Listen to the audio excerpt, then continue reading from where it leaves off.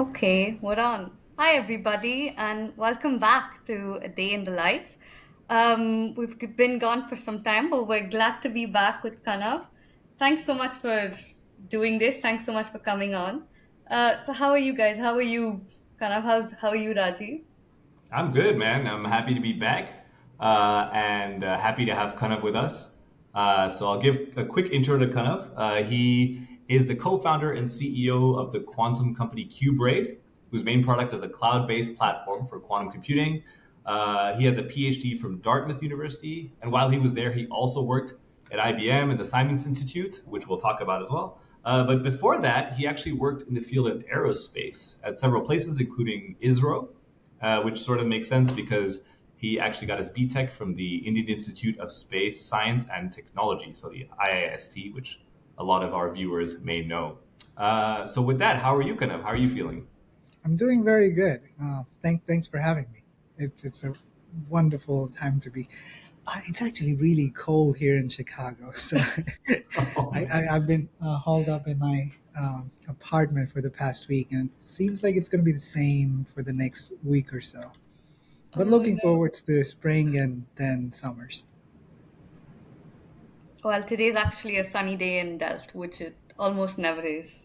So I wish you many sunny days soon as well. Yeah.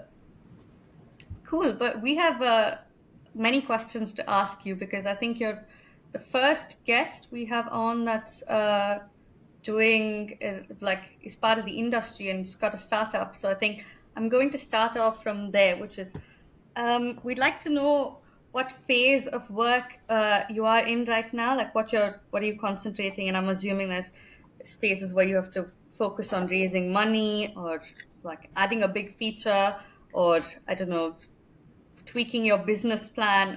Can you tell us a little bit about how it works and what you're currently working on? Yeah, absolutely. I think you constantly work on all of those things all the time. It's just the percentages change. So right now, I've been focusing more on our quantum chemistry project that we have uh, in collaboration with MIT, U Chicago, Argonne, NVIDIA. It's a project, really cool project from Welcome Leap, based in the UK, and it's under the umbrella of a program called Q for Bio, Quantum for Biology.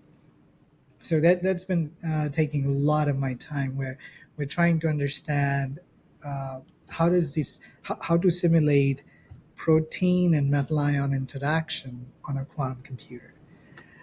Besides that, I spend maybe like right now um, around 25% of my time thinking about the product and maybe coding a little bit.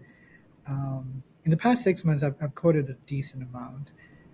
Um, haven't paid too much focus on the fundraising right now because we're in a good spot, so we're not currently fundraising.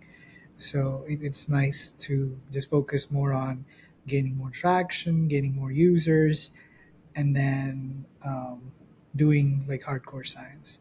But you still get to be a little bit more hands-on, or because I imagine as like a CEO and you have like a lot of stuff to manage as well. So do you still, you mentioned a little bit that you code, but is it something you do on the regular? I mean, not necessarily coding, but the hands-on work. It's surprising that it's surprising to me that the way it happened for me was like when I started out qBraid with qBraid, there was decent amount of doing actual work. When I say actual work, it's more like coding and then contributing towards the science, and then it sort of went down a decent amount with me focusing mostly on the management. And surprisingly, with AI tools, it's taking off again, and it took off like amazingly over the past 6 months. Because one of the key insights I had was I could code whenever I wanted, but it's just by the time I would get productive in encoding, I would get pulled off in another direction.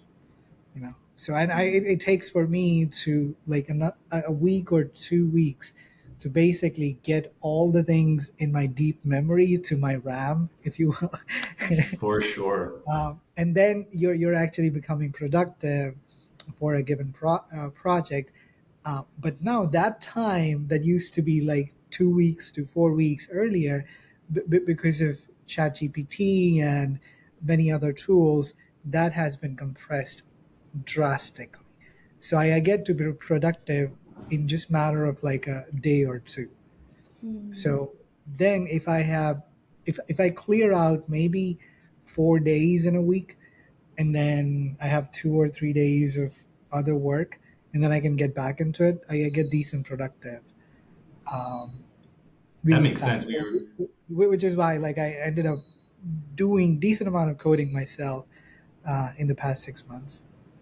Nice. Yeah, we were just talking about it before the pod, actually, Priya and I, about how like, at least I was saying that, yeah, I use it as well to sort of get my starter code up or not have to worry about some details in the coding that I would have had to, like you said, like dig deep in the memory of like, how do I manipulate pandas data frames? Like, no, it doesn't matter, right? Just like, Basically. And I remember in the past there were times when, I mean, it's a simple thing, you've known it all your life, but it's just not in your current memory right now. It's like how to print out a dictionary in nicely formatted manner, how to plot using matplotlib, and you plotted something and you need to have it have a legend or something. oh And so man, these are the things. Sometimes I ended up wasting like a day or two, which was like I Exactly. knew there's like a some website that has the right snippet that I used the last time I worked on it, but I can't find it.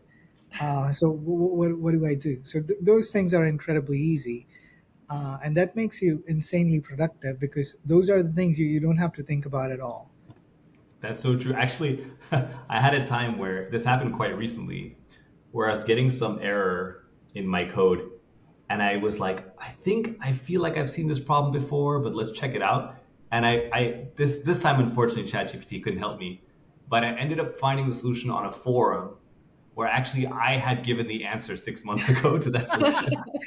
That's I was fine. like, oh damn, okay. Like I I didn't even just have know memory this. of finding out the answer. That's like that's how much my I don't know, maybe I'm just getting old, but like I gotta really dig deep in that memory. But the internet could help me in that.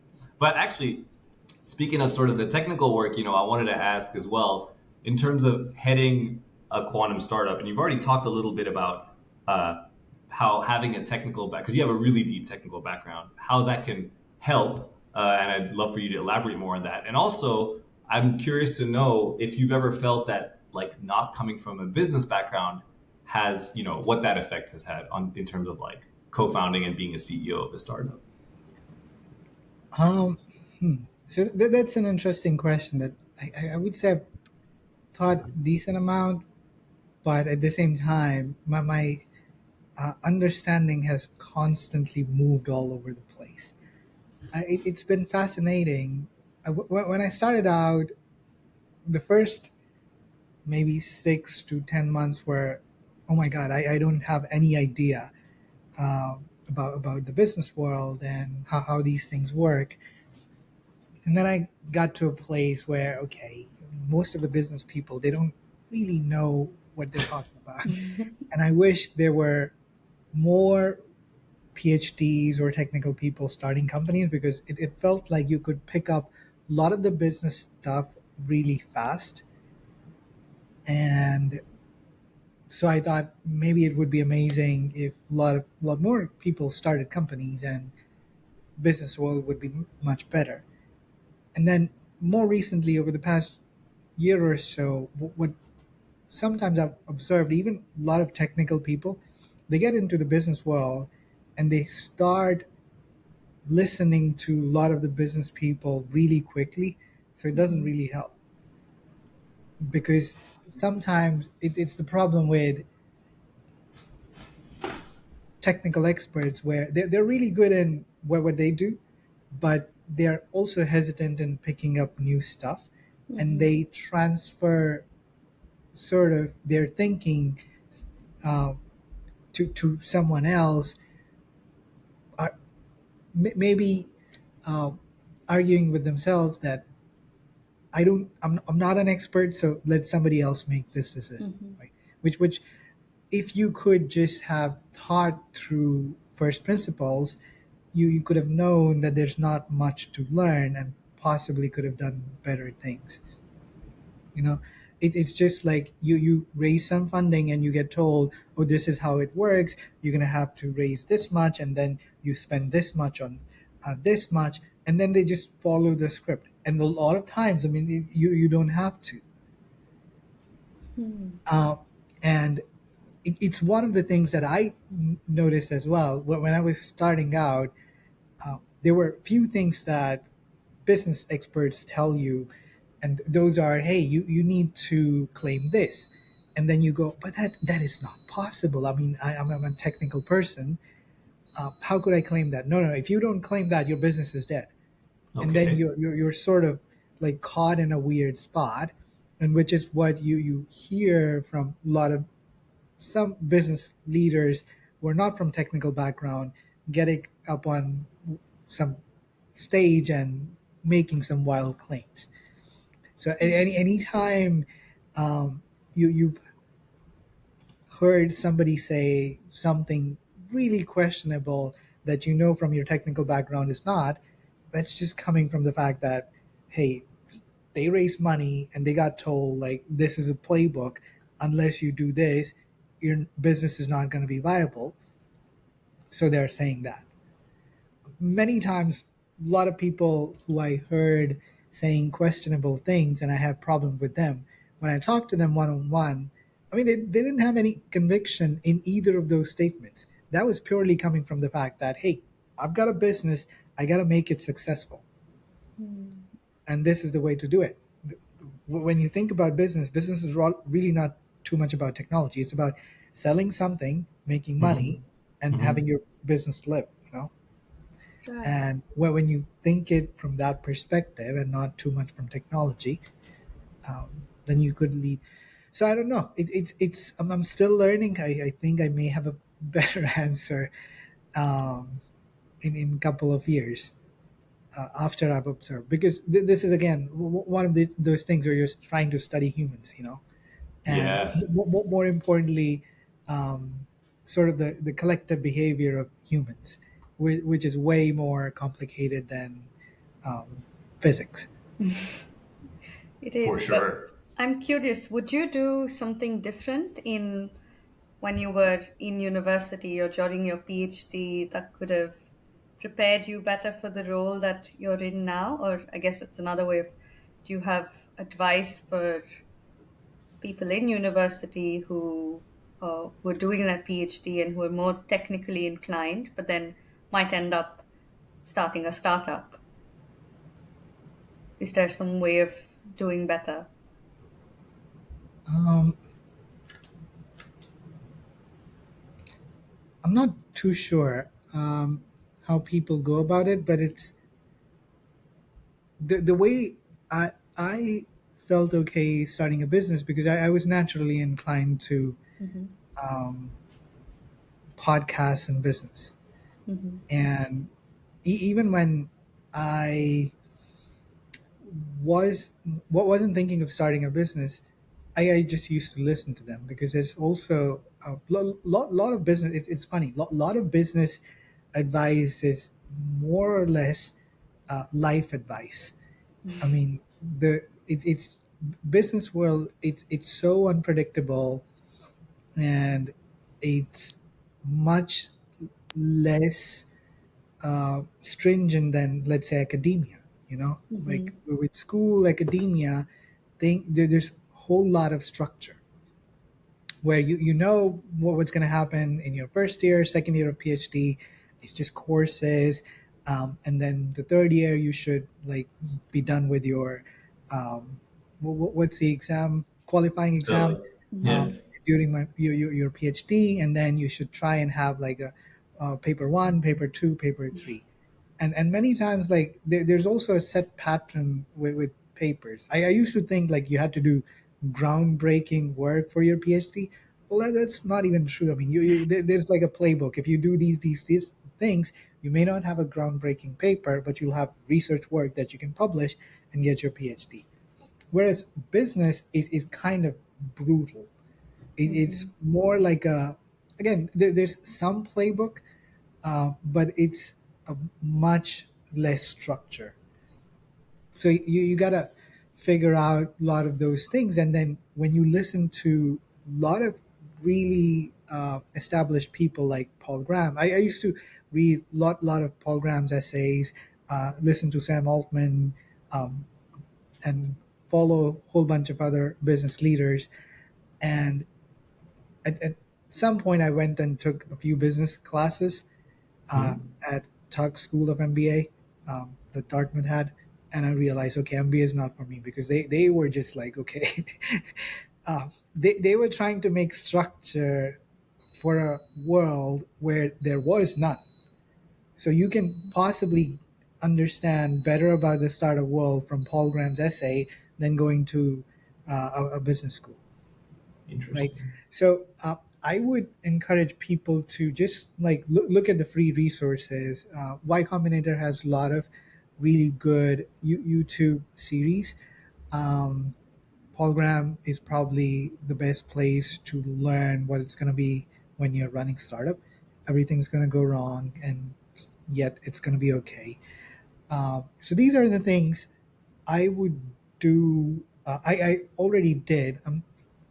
The one thing maybe I would tell myself, a younger version of myself, like have more conviction Mhm. um, in your intuition than than what other people are telling you.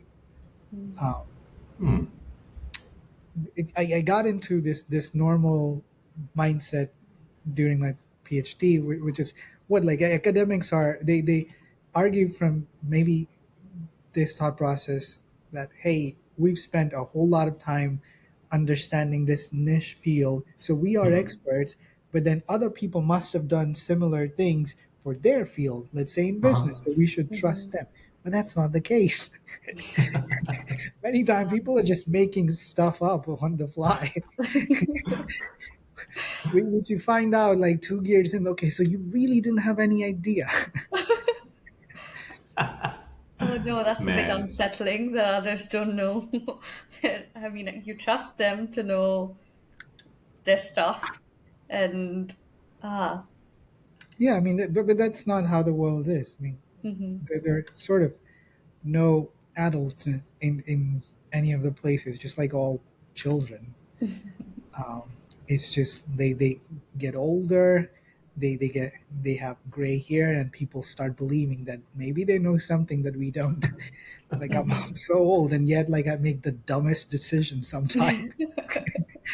I'll tell you what's not dumb though, and I wish I had a better sense of this when I was younger, is your sense of fashion, man. I feel like you're always on point. You got No, that hat, you got those. You should see some of his other talks too.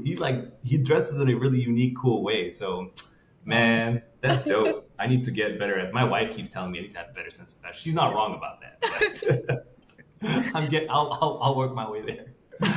That's good advice. Yeah.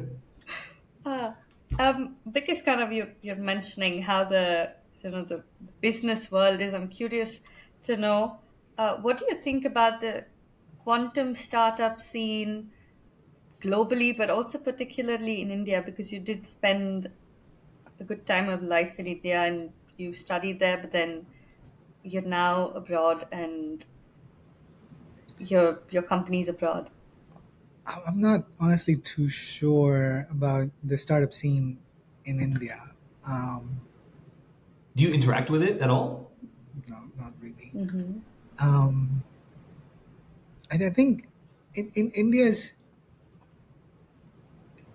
I mean, I don't know like how it is now. I left India like 10 years ago. Um, so it seems like a lot has happened since then. But at the same time, there are ways in which India is sort of like similar. I mean, the railway stations are much cleaner. There's Wi-Fi, and yet there's like a whole bunch of similar problems that existed even uh, 10 years ago. Okay, Oh, Hello. hey, what's Who's going that? on? that's Luna. That's who, Um, sorry? Luna. Luna. Oh, very cute. Yeah, and she's gone. Um, and I, it's just like if you look at the top research groups Hmm. around the world, they're actually heavily clustered in the US and the UK. Hmm. And then on top of that, the startup scene again is much bigger in the US. Hmm. So it's just hard to uh, make a meaningful impact in India. So my guess would be like I'll be surprised. I wouldn't say chances of a good startup coming out of India are zero, but they're low Hmm. because more or less, if you're doing really cool, uh, one thing you would find out is Y Combinator. Yeah. And as soon as you apply for Y Combinator, then you know like you got to move to the US and you will have a pathway. And so you will end up leaving India anyway. And again, like people, not to say that that would be um, always the case. I'm sure there will be other exceptions, but it's just sort of like a natural path. You know, like I started at Dartmouth and I couldn't have made uh, a bigger company or it couldn't have grown qBraid to where it is staying at Dartmouth. And so it's just the VC funding, Hmm. the startup accelerators, all of those things that you need for your business to be successful are present in the US. So, especially with deep tech, in India, another big problem would be not only you would have fewer people who understand the technology, you have even fewer people or appetite to fund such a startup might be incredibly low, right? And if you end up, this is something that I think I have seen a few companies come out of India, which I'm not sure like how big they are, but they've gotten some funding. But it seems like that's too small to Hmm. do any meaningful things. You know, like you need a lot of funding. So this is like very, I guess now we're in speculation, but do you think it's just like something that could change or that is likely to change? I mean, I know with this national quantum mission, there's a bit of like drive to improve quantum technology in India, and I know right now the national quantum mission, the large chunk of the funding is going to academic institutions. But do you think there'll be like, okay, fine, there needs to be, I guess you mentioned stuff like accelerators and VC funding, and do you feel like it's something that could, eventually pop up? It's just that they're a few years behind, or what do Oh, you absolutely. think? I think the future in India's future is bright. Um, and I knew that even back when I was in India, it seemed like you have the most people of working age, and it seemed to be moving in the right direction. There's still a lot of problems, but it's just with any country you're going to have problems. So um, I think it's only a matter of time. If what time frame are we talking about? Is it like 6 months? I don't think that's enough time. Mhm. 2 years, very little time. 5 year, maybe there'll be something interesting. Over the course of decades is where things start to get interesting. Um, you know, so I would say if you give it maybe 3 to 5 decades, um, then yeah, I mean, then all there's some chance possibility that you will see maybe some of the deep tech technologies coming out of India. Nice. So we got to get you back in 3 to 5 decades. We'll discuss No, that more in that's another episode. But going backwards now a little bit. So and more to you personally. So you went from a BSc in aerospace, and you worked at ISRO, and then your PhD. It wasn't quantum, but it was like more theoretical physics. And now you're heading a startup. Like, how did you make those decisions along the way? Or what prompted you to like make those shifts, those decisions along the way? I think the simple answer is you can just do stuff. I mean, I like that. um, yeah. Um, it I, I'm sure like if you went back and you said that to 18-year-old me, I would laugh. Um, and but it's always that when you make a big jump, it is incredibly hard. So this is where, as I mentioned, a lot of business advice is more about life advice. It's going to be incredibly painful.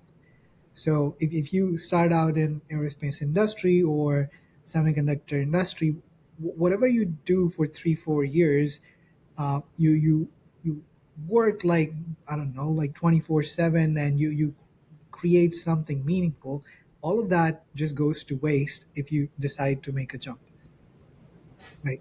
But at the end of the day, it's your life, and if you don't see yourself doing that for the rest of your life, then better have 3 or 4 years wasted than the entire life, right? Um, That's true. But and what made you be like, maybe this is not what I'm meant to be doing, and switch up like that? so uh, first, like I really wanted to do physics, but the way the culture is in India, Hmm. I ended up in engineering. So uh, I I think I liked overall experience. I'm not sure how useful it is. It was, but then the desire to do physics didn't really go away. I was still really fascinated. Got you. I think like overall I'm a decent curious person, and um, I wanted to understand like what the the the cutting edge of the entire field is, right? At least get a sense of what the uh, understanding of the entire humanity is when it comes to deeper questions. So that I realize if I am 50 and I'm still looking at those um, popular level videos from Discovery Channel and then PBS or whatever, um, then I would be like sort of really regretful. Hmm. And I didn't want to have that. So it was like, okay, this is something that I have to do. The other important thing to me was I think um, I enjoyed quite a lot the struggles that come with physics. You know, Okay. I think what again coming to more of a life advice. Life's all about like finding problems that where you love the struggle. You know, so it's going to be a lot of amazing problems, but just try and find problems that you're going to enjoy solving. You're going to enjoy the pain and the struggle. So physics for me is like I can think about some of these tricky um, problems, and I can be deep down into weird algebra, waste entire day or days at length, nonstop, almost go crazy and still be happy. And so that's how I knew I had to do physics.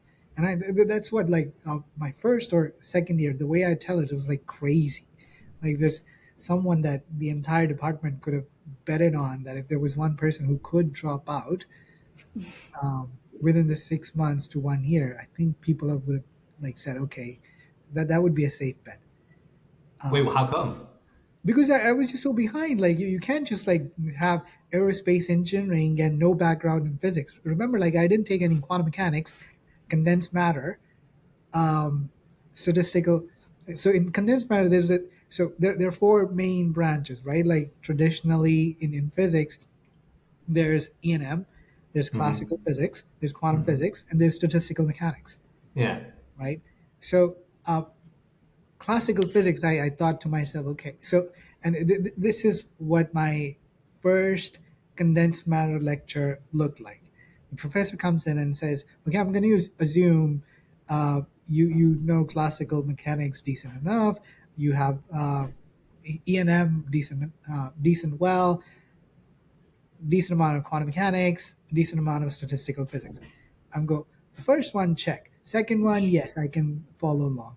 Third one, I've heard name about it, quantum mechanics. What is the fourth one? Like, is it just statistics? So I didn't have any background. So, like, the way I caught up with everything was just like during the week I would study those courses, and then Hmm. weekends were just catching up to the Man, courses I was taking. that's a And this was hustle, during your man. sorry, go on. No, no, you go ahead. Go ahead. No, was just during your PhD. Yeah, during my PhD. And I'm people already say PhD is already so much work because of the research, but it seems like this is an extra additional catching up that you had to do. It. What kept you going, or like was it just a curiosity, like you mentioned? Mostly, I think. I mean, as I said, like if there are problems and struggles that you just enjoy.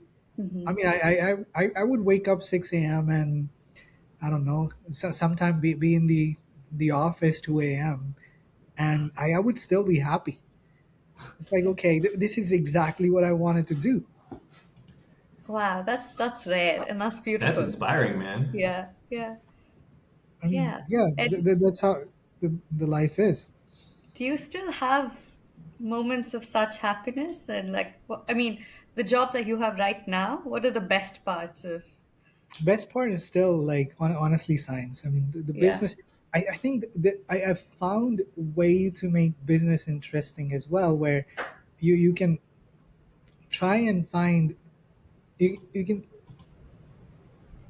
like once you get into modeling the economy, marketing, and playing with I don't know some patterns. So for example, I like to think of a lot of the collective behavior in terms of phase transition. So so yeah, when you start doing things that way, there might be, and that's when it gets interesting, you know. Um, so Yeah, and what? you probably already have been following a lot of chatter about AI. Hmm. So there's like literally new economy getting created. It's fun to think how does that interact when you have sort of something that came out of um, came out of human economy, but at some point, if it it can evolve into a loop that loop itself is self-sustaining, Mhm. right? And there's a possibility of it just disentangling from the human economy. Um, what would that point be? So Mhm. that's so those are the questions that which are interesting to me. Or um, like there's I think the human economy right now is anywhere from 70 to 100 trillion. It's lesser than 100 trillion, if I remember correctly. It's maybe 76 trillion Mhm. dollars. Um, what's the maximum number it could be? Hmm. So you still have this, I don't know, this drive and this, I don't know, pursuit for these fundamental questions, even though you're in a startup and even though you're, I don't know, it just seems this is not something I hear very often. I would say I think past year has been different. Where um, first couple of years were okay, just deep down, deep in the weeds and trying to make it work.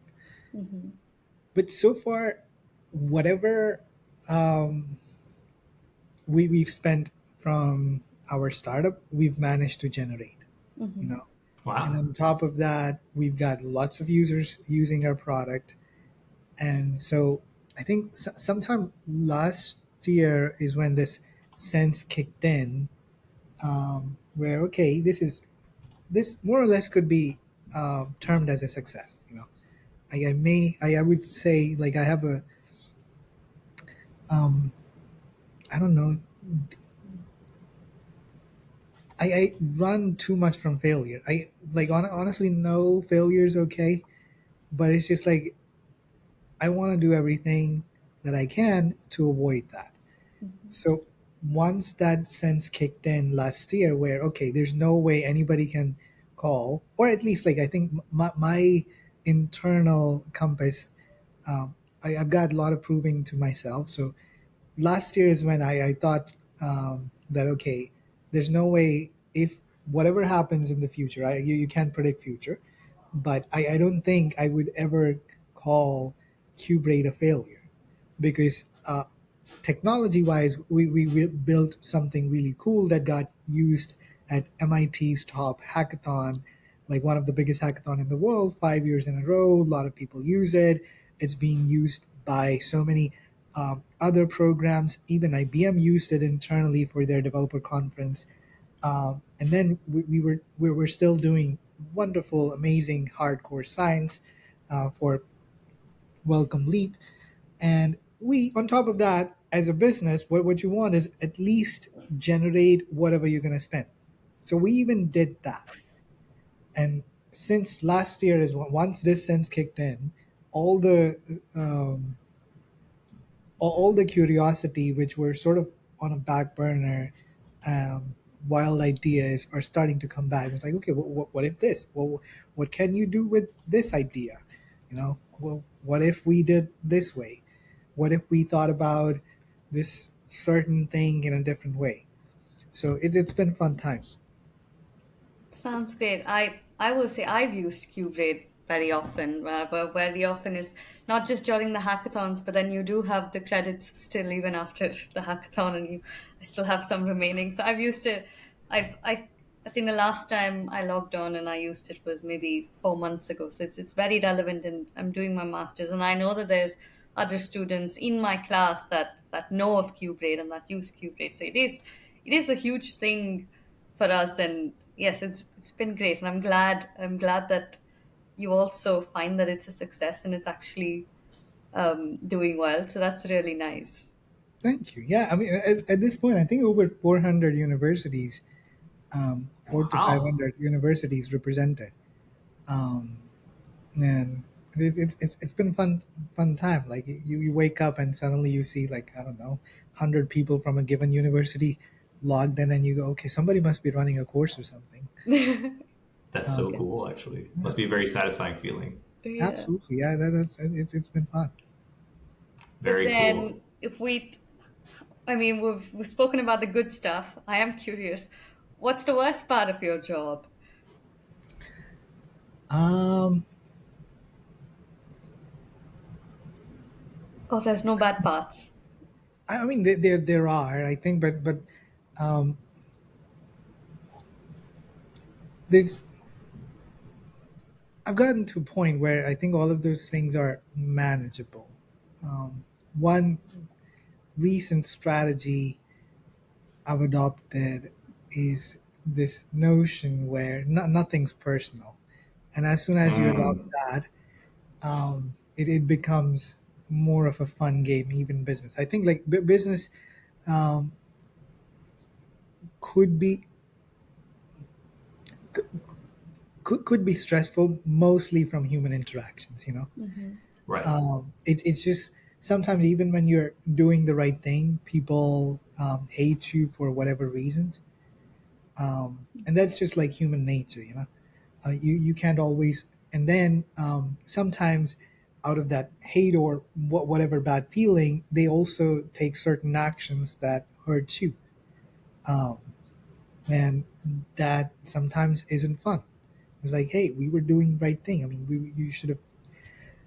Um, and then so that used to bother me decent amount Hmm. because coming from PhD, where all you got to do is stay in your office, your apartment, and just work on the scientific problem. There's not too much of human interaction, or there's no collaboration. Whereas on the business end, like you have to work with everybody, even with the people that you do not necessarily enjoy working with, and sometimes even those collaborators and external people who were going to give you contracts and they don't give you. So a lot of stupid stuff happens. So more recently, I've transitioned to thinking it's sort of like a game. um, like a sport. I mean, everybody's just gonna do whatever they're gonna do to win the game. Nothing's personal. They're not trying to. Even in some cases, even if sometimes you don't get a contract or somebody screws you over, blah blah blah. You cannot take that personally.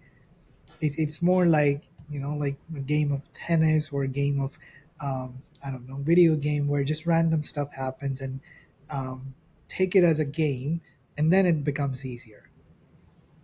It's like, okay, don't look at it like, okay, something bad happened to you. There's literally nothing bad happened to you personally. Um, whatever stuff, whatever stress is coming, just it's purely in your head. Um, and you can just take it as a game and try to solve it and move on. And once I actively tried that mode of thinking, life has gotten much easier. I Man, mean, I'm, that's I'm still awesome. transitioning, yeah. I really love that advice. I think people should take it to heart. I feel like half my time in therapy is spent trying to get to that stage. So, like, I got you on that. But I think with that, we'll transition over to slice it up or spice it up. So I know kind of you needed a few seconds to go get Yeah. your spice and stuff. Give So I'll let me, you go ahead. yeah, give me 30 seconds. And then in the meantime, I actually wanted to piggyback a little bit off of that and talk about one time when I was at a client meeting Mm-hmm. and I was presenting some of our work, and it was in very early stages of what we were aiming to do. And it was a really small demo. So already I was feeling a little bit sheepish. I'm like, man, this work is pretty basic stuff. Mm-hmm. And while I was presenting it, it was to like 12 technical people, right? And I think most of them were polite listening, and one guy was not happy. He was just like, he was digging into it, be like, oh, that doesn't make sense. This doesn't make sense. And I think like it was, during the formal part of the presentation, I was a little bit like, okay, this is a bit intense. Mm-hmm. Um, and I felt a little bit like I took it a little bit personal to start with, right? And then, after I finished presenting, and then it went on to like another topic which I presented, which that went fine. But I kind of calmed down and I was like, all right, actually, like he might have had some good points, so I could take it personally, but I'm a little too curious to take it personally, right? So during like the break, I went up to him and asked him like, all right, so you were not happy with some of the things I said, but like why? What's going on, right? And he kind of like told me all the he sort of started to go on some of the technical points, and that was great because I was just like, okay, clearly this I can learn from him, right? But also he started expressing a little bit of his frustration, and I understood. I'm like, oh right, you're frustrated because you've had other people come up to you, present things that are a little too academic in style and it doesn't apply to industry. And then he's like, yeah, that's exactly what I'm talking about. Like, no, I understand. This happens to me as well. And then eventually at the end of that conversation, we were just like chatting away and kind of laughing. And then by the end of the meeting, he came and shook my hand. He's like, look, I appreciated the conversation and like, hopefully we'll talk sometime soon. So that was a nice like lesson I learned. But I think it took like really deliberate, like, okay, I can't take this personally. Right. So, Yeah, so like, it's a lot easier to forget. And I think I still like, I know that the feedback is meant to be on the content, and the feedback is just, it's good constructive criticism, but then sometimes it's just, I don't know, you're like, oh, I failed again, oh, I messed this up again, and sometimes it does get personal. But yeah, I think it takes a lot of growth, and it's inspiring to hear you say, kind of, that like now and it is a game, and everybody's doing their bit, and you also just have to do your bit, and it's not No, personal. I don't think like everybody's doing their best, but it's just You like you know. can't take that personally. Yeah. Just like video games, they're just some stupid obstacle. I mean, it's just like Rajiv, you said, like, so in this case, it seemed like you understood their frustration. I mean, I uh, did, yeah, sometimes you might just encounter human beings that has nothing to do with you. They're just like for bad sure. person. So, like, if you're gonna ruin your day because of them, that's kind of on you. Like, you can just like avoid them, ignore them, and That's move right, on, That's some for really, sure. actually, really deep philosophies. That's right? Yeah, just, that's true. I mean, in my yeah, yeah. situation, it ended up going okay, especially because I felt like, okay, actually, there's something I can get out of this conversation. But you're Mm, right. If I felt like for whatever reason there wasn't anything to be gotten out of the conversation, it's all right. Just leave it. Like they have their life to deal with. But yeah, so now I want to, first let's before the rules of the games, I want to all present our spicy thing. So I got this hot sauce, dinosaur barbecue, habanero hot. I haven't opened it yet, so I'm just about to open it. I'll see how it tastes like. What do you guys got in your spicy stuff? I've got ghost pepper. Do I need to get the bottle?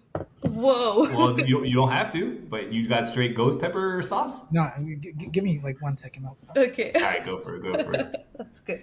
Oh, I see that you guys are really doing spicy, spicy stuff. Well, okay, I'll wait for Kanav to come back No, before I I show think what I it's just have. But then I've learned from my previous mistakes, is what I'll it's say. standard habanero sauce. Oh, classic, classic. So Yeah, are you yeah, doing the yeah. ghost pepper and the sauce? No, just this one.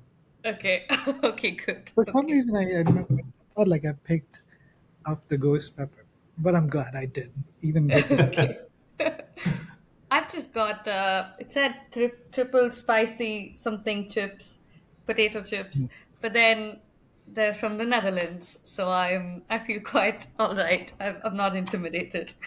Well, let's see how many kind of makes you eat, right? Because the, Yeah. the point of the game is at every step, we ask you to choose between two things, right? And you could choose which one you prefer based on objectively which one you prefer, subjectively which one you prefer, which one means more to you, however you want, right? You can say you prefer the first option, the second option, or you could say I prefer neither or both. But if you say neither or both, then you have to take a bite of your spicy thing, and also we have to take a bite of our spicy thing too. okay.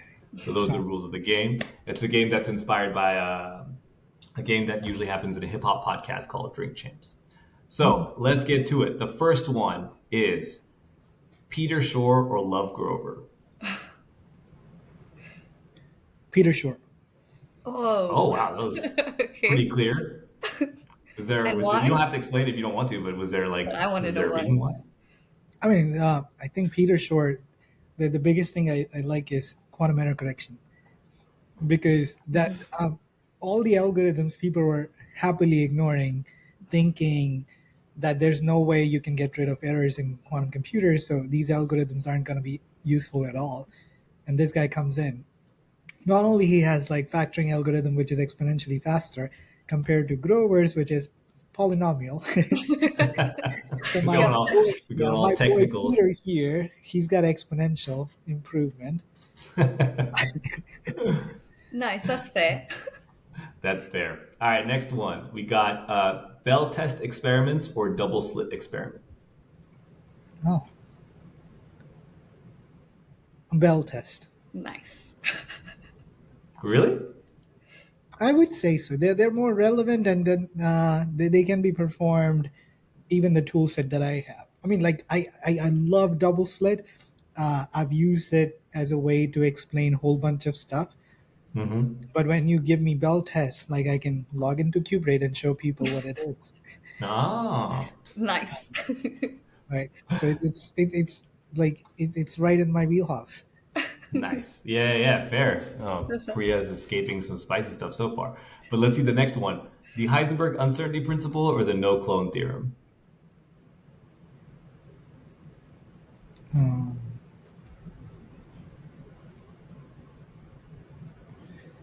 that's a tough one. You might have to go with both then on this one. But yeah, let's go with both. All Oh, right. All I was really hoping. right. Let's Okay. have a good one. Oh no, I put a whole spoonful. All right. Oh, mine's really not bad. I don't mind.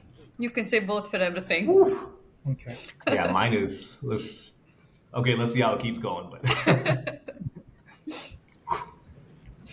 oh, it tastes good though. I like the taste. It's a good buy. Yeah. Nice. All right, this one's especially for you. So, Sergey Bravia or Alexei Kitaev? Sergey Bravi. I mean, I've worked with him decent amount. I know him personally, and Alexei Kitaev. I've heard about him a decent amount from a few of my friends, and I think I'll go with Bravi. Fair enough. Yeah, he'll be happy if he sees this. That you chose him. Chose your boy. Um, NISC or fault tolerant? Fault tolerant, of course. Okay, that was very quick. I mean, NISC is. I think I work a lot on NISC. Yeah, that's what I thought. Yeah, we're just looking for fault tolerant, right? Ultimately, the path leads to fault tolerance. For Okay. sure. Yeah, that makes sense. Okay, C.V. Raman or Satyendranath Bose? SN books. Okay. I think like he did like a few other stuff that um, I kind of like compared to C.V. Raman, who did only physics. Ah, like what type of stuff? I Or think would like you did you preferably like? if I could be wrong here. I'm not okay. Just double check the facts, but I do think like he was a bit of a polymath. Oh Hmm. yeah. He also I Yeah. think was maybe the first person to show that um, like plants also breathe and then Yeah. they're living and there's did a whole bunch of experiments with the plants and it's just like the I don't know again I might be hallucinating stuff but it's just like if you have a plant and you just yell at it every day and then you would see the effects on the plant itself so they can sense um, bit more than we understand. Wow, that's I'm embarrassed to say I did not know that about So I SN I think know Bose. like that it was a Bose that did this, and now I think yeah, you're right. It is Satyendranath Bose. Yeah. Very cool. Um, all right, qBraid or StrangeWorks? of course. That was more to see your reaction to anything else. Uh, that was that was the last one for me, but I think Priya has one more.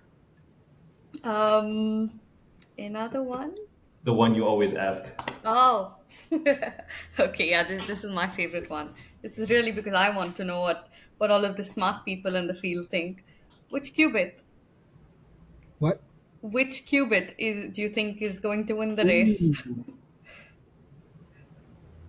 Okay, it's time for taking another bite. Hey, Oh let's go. no! This is the one.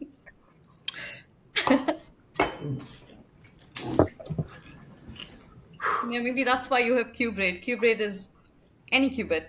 Basically, Yeah, all of them. all of them. I Nice. think that there's um, the idea that maybe for a single algorithm you can use multiple of the qubits Mm-hmm. should be given a little bit more thought. There might be some Hmm. interesting behavior there.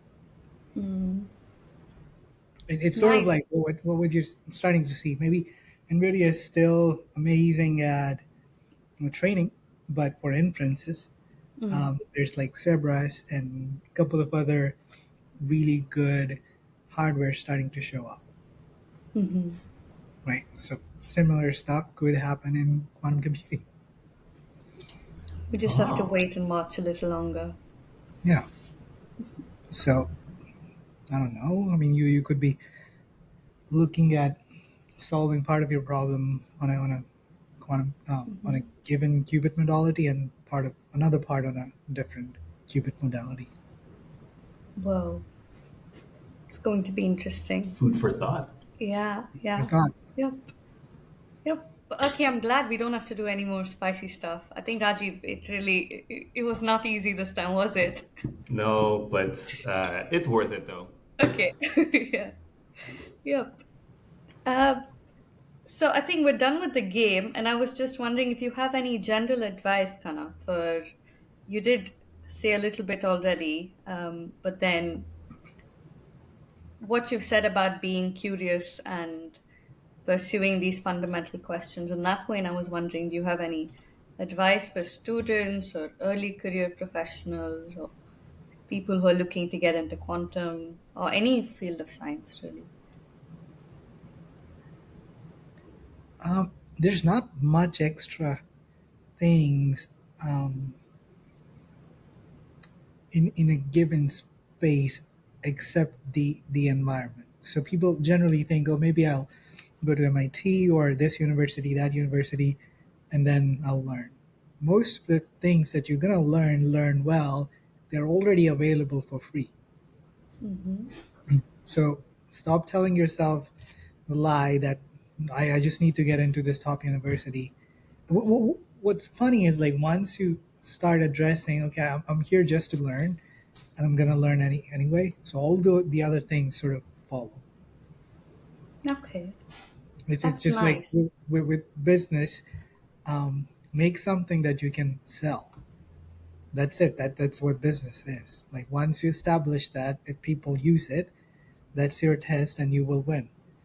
Like everything else is just, I don't know, the story you tell yourself. Man, I appreciate that. Well, on that note, really thank you again for taking the time to come talk to us. I know you're busy doing all the things you got to do, but we really appreciate it. So obviously, you can always check out qBraid. We'll put the link to qBraid as well as the Twitter account and the LinkedIn account below in this video. So if you haven't already, if you're not already giving it a follow, go ahead. Oh man, that spicy thing starting to hit me. But also, we're gonna put a link to kind of Q India Coffee O'clock talk. So that'll be more technical, so you can know a little bit more about qBraid. The music you're hearing now is from Himanshu Katara. Thank you again to Kanav for coming on, and we'll see you on the next episode. Absolutely. Thanks so much, Thanks for having me. Kanav. Yeah, Bye. great. Thank you. Bye.